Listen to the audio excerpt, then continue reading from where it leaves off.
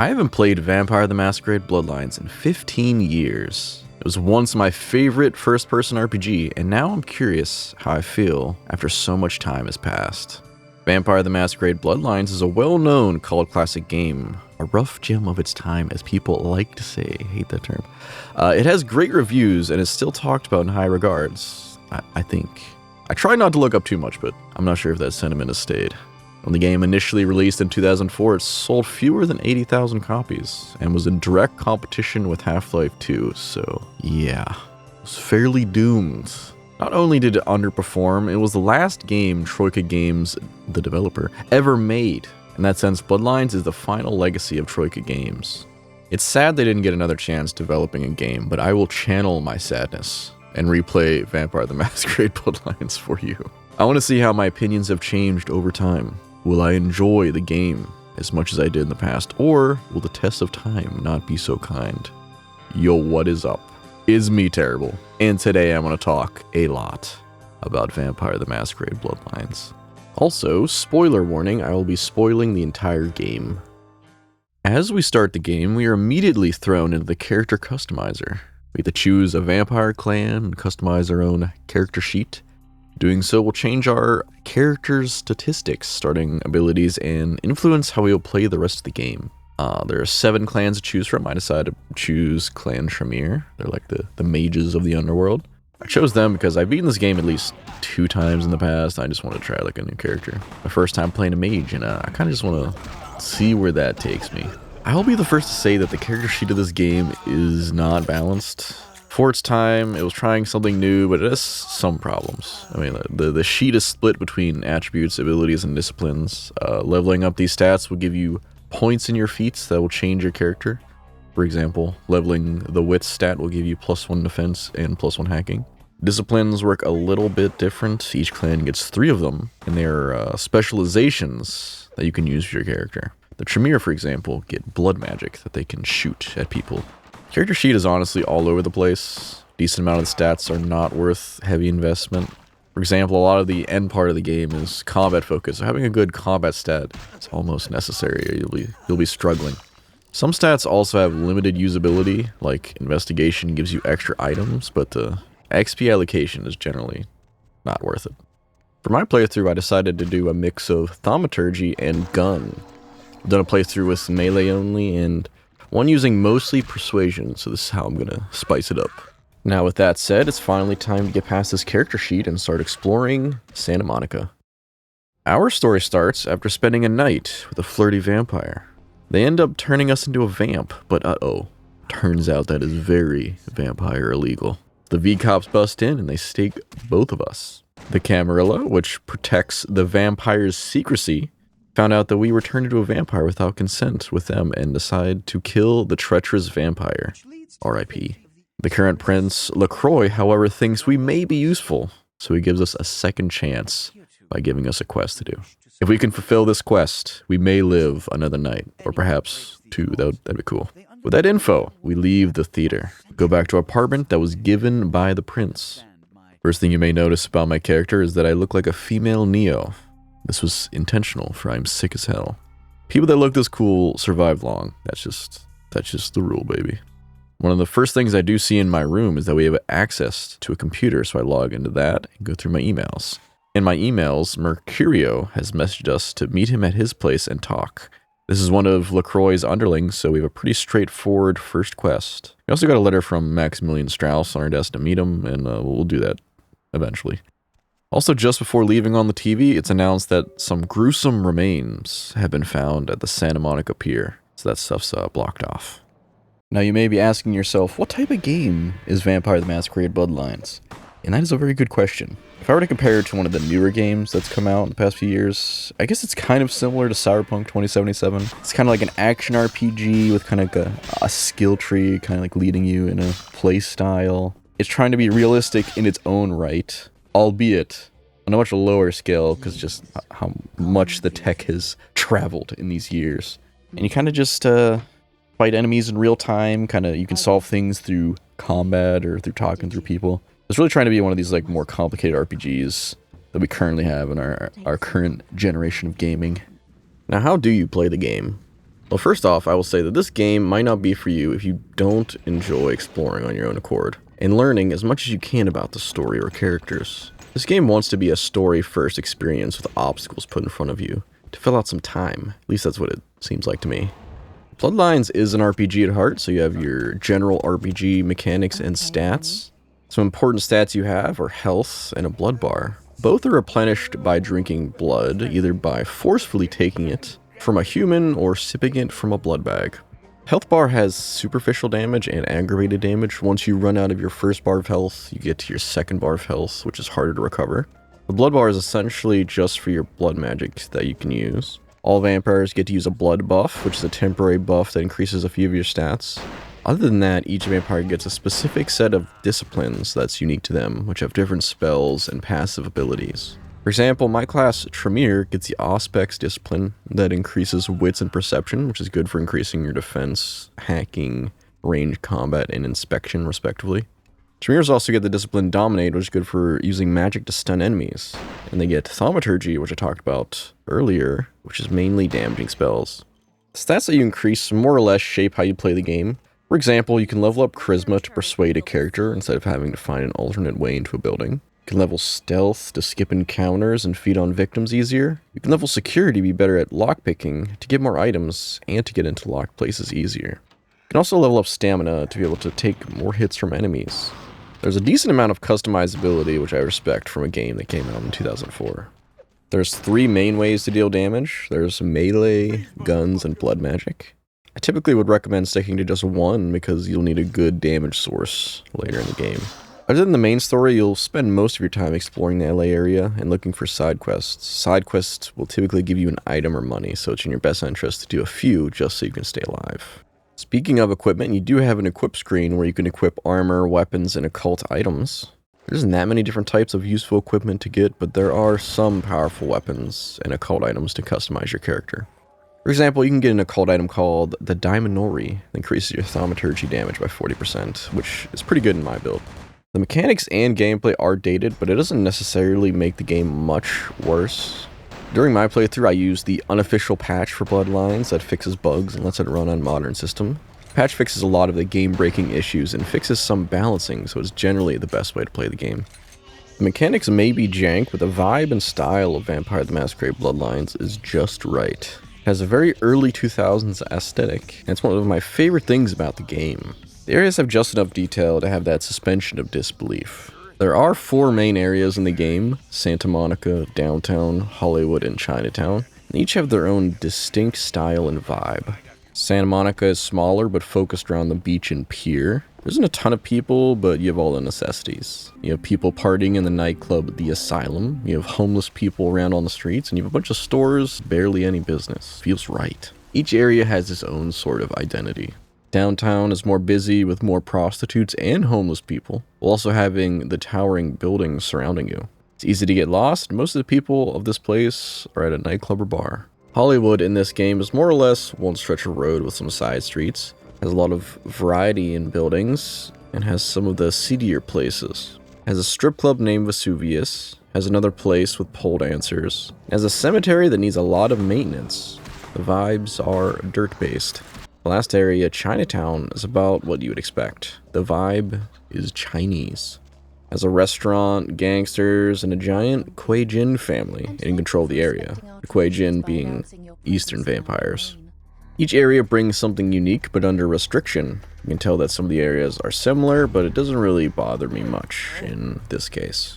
Music more or less blends into the background. I can't say I remember a lot of the music, but it did the job of me getting immersed, that's for sure. A lot of the music is ambient while picking up in certain areas or when going to combat. I really have no complaints in that regard. The sound effects as well felt uniquely fitting for all the combat and random use cases.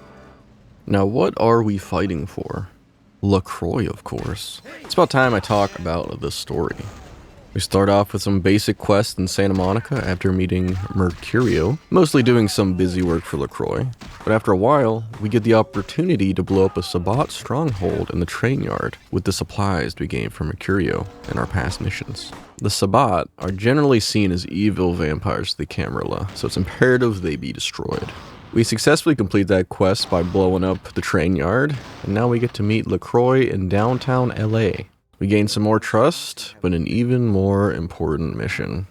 The main quest LaCroix gives us after we meet him is about his obsession over the Ankaran sarcophagus, and how to obtain it for him. No one really knows what's inside, but it's our mission to find the sarcophagus for him if we want to live. The whole story revolves around this plot point for the most part. There are enemies that are going to get in our way, and different clans of people we have to fight, but it's all about obtaining and opening the sarcophagus in one way or another. Early on, we have to break into a museum to find the sarcophagus and bring it to LaCroix, but it's missing. After that point, the game sets you on a very long quest of talking to people and doing favors to get that dang sarcophagus. First off, LaCroix thinks that Nosferatu took the sarcophagus, so we have to go to their home base in Hollywood. But it's not that simple, of course. To even get to their base, we have to do even more questing, and most of it is seemingly unrelated. We eventually do find the entrance to the Warrens, the worst area in the game, which leads us to the Nosferatu base. We find the leader, Gary Golden, but to get the info, we need to do a quest for him. This is the basis of the game. You are so low on the totem pole of the Camarilla that no one trusts you with anything. To get anything done, you have to get Vampire's trust. You do some quests for Gary Golden in Chinatown, and he finally starts to trust you. Tells you that the sarcophagus was sold to the Giovanni household, and now our mission is to go there, to their mansion, and steal it. We do a big sneak and find the sarcophagus in the Giovanni's crypt hidden way underground. And to our surprise, it's being protected by the Kuei Jin. They say they're working in tandem with LaCroix, but we take the sarcophagus anyway since that was our mission. It seems LaCroix is not telling us the full truth, that's for sure. We get the Ankaran sarcophagus back to LaCroix, but guess what? We don't have a way to open the sarcophagus. Of course.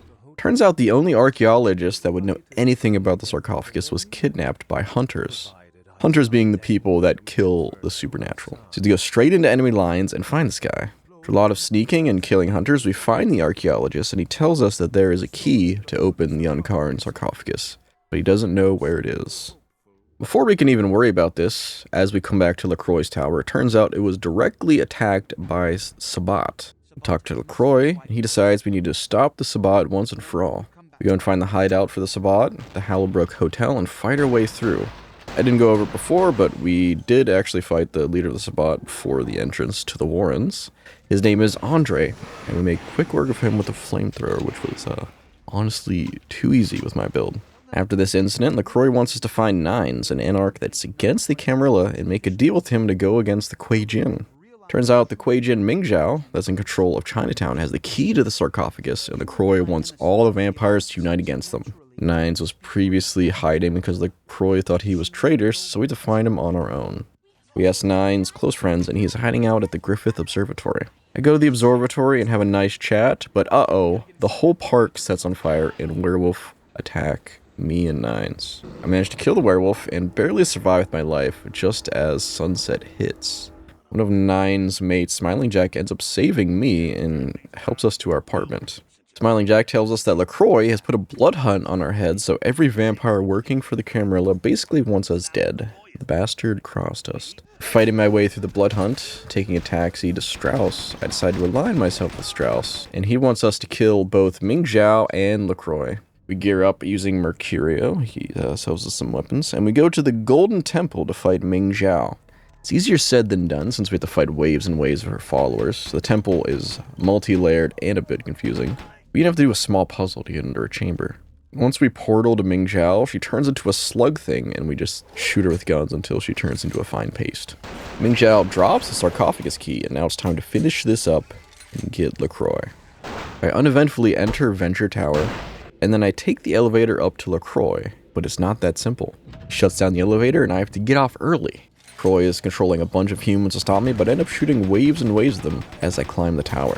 Eventually, I reach the top of the tower, but I'm stopped by LaCroix's right-hand man, the sheriff. I shoot that man until he turns into a giant bat, then I shoot that bat until it's dead. We finally get to LaCroix's chambers, and after all this time, we get to choose LaCroix's fate and our ending. The ending I choose is to fully betray LaCroix for being a big dork that keeps crossing me. I decide to help Strauss take LaCroix's position because that benefits me the most. Then at last we could open the sarcophagus, but we decide not to because Strauss thinks it's probably too dangerous. So we end up putting the uncovered sarcophagus into storage. And that's the story of Vampire the Masquerade Bloodlines, albeit heavily condensed with basically no dialogue and skipping every quest and minor interaction. You're welcome. Jokes aside, the story on paper does take you through this giant fetch quest that never ends, and it's sort of silly, but the game presents itself in this somewhat fantastical way that works for me. I think the characters themselves are well written, and a lot of the side content fills the gap of content in between the giant fetch quest. It keeps me interested enough to keep me going through some of the slog. So after my replay, what do I like and dislike about Bloodlines? For one, I really like the early 2000s aesthetic and the vibe. I just like how the games look and play from this era. Another thing I like about Vampire the Masquerade is just the lore. This is based on a tabletop RPG, and it's taking a lot from that. And the source material is just good. I feel like the story and like the side characters all just kind of fit in this weird ecosystem, and they just all work together in this weird way. I also like that this game was trying something different for its time. I would say this is a very unsafe game to make, and they were really trying something different at the time, despite the risks. I also like that there is some build potential in this game, even though it's not fleshed out as much as it would be in like the current day and age, but that they tried their hardest. Now, more importantly, what don't I like about this game? I really dislike some of the combat sections. I didn't go over much when explaining the story, but there's a few sections in this game that are kind of insane slogs. One being the Warrens. Did you know that the unofficial patch can let you skip the Warrens? You're wondering why? It's horrible. It is like a half an hour of running through the sewers and not knowing where you're supposed to go and just fighting and running away from enemies. It's just horrible. The game forces combat on you at various points, and it's just a lot of time not fun. I feel like out of everything it does, combat is not even close to the best thing it's doing. And they just make you fight a lot. Another thing I don't like about this game is the character sheet is just not that useful. I mean, you do have some build potential. You know, you can spec into magic, guns, melee, stealth, blah blah blah. But realistically, it doesn't change the game that much.